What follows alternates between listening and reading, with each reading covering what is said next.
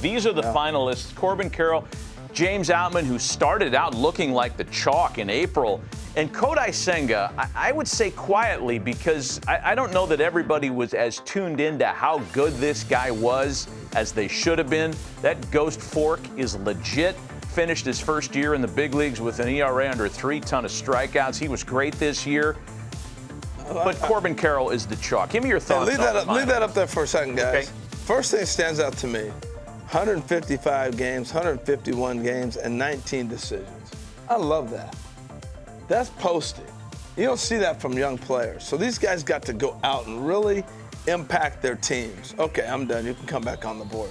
Got it. But that's fair. You know, I mean, for young players to get that many, we're looking at guys who's, hey, he had 100 games he played in. You know, we're talking about rookie of the year. Right. 155 games, 151 games, that's a lot. Let me ask this question of you, too, because we hear this all the time. I remember the discussion with Ichiro, with Kaz Sasaki. When a player comes from another country's professional league, and, you know, look, the Nippon League is high-level baseball. When they come stateside as already established pros, should they still qualify as rookies in our system? I have a hard time with that.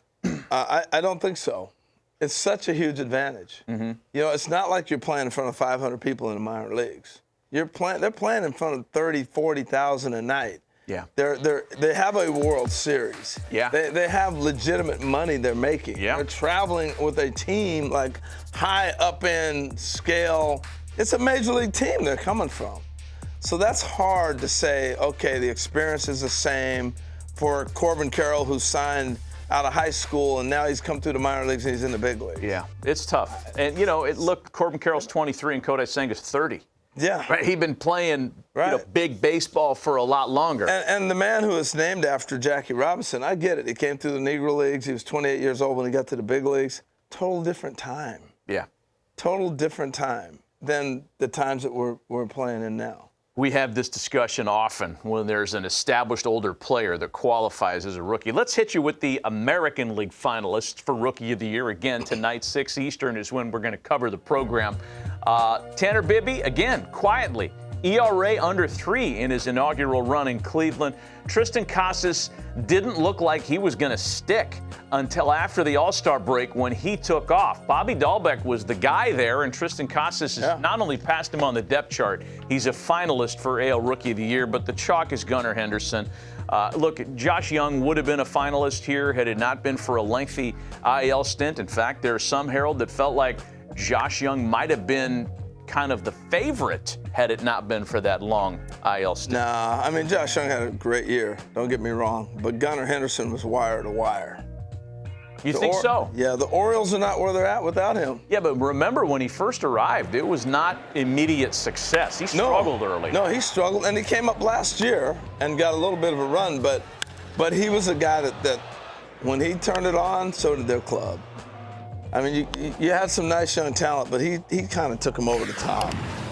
And I just think winning the American League East, what the Orioles were able to do, look at these numbers this guy put up. Yeah, no, he was, especially considering through the month of May, he was hitting only .213.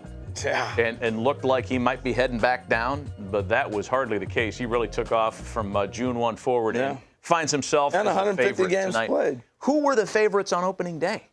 Let's revisit some preseason numbers because in the AL, the favorite was Gunar Henderson at plus 350.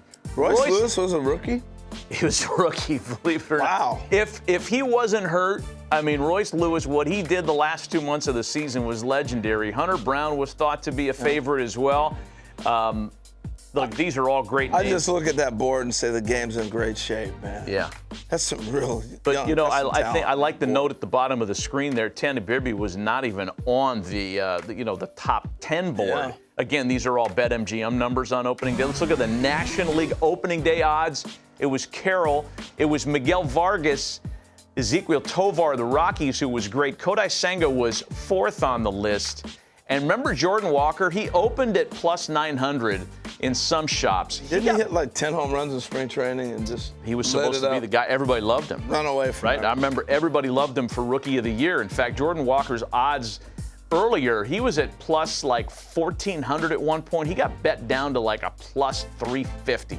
He got bet way down because everybody was on him. But Corbin Carroll was the chalk. It's interesting because both of the guys who look like they're the favorites today were also the favorites. You said this on like 3 opening day. times now. You got to explain this. Was the chalk? The favorite. The favorite. No, I figured that. But Yeah. where's that coming from? I've never heard that. He's a chalk. I don't know. The chalky favorite. It's just, you know. Is that a horse racing thing? Like they Betting. used to write the chalk? I guess like just the favorite, the betting favorite, chalk. Okay. When it's too chalky, Yeah. he's too much of a favorite, so you're paying too much tax.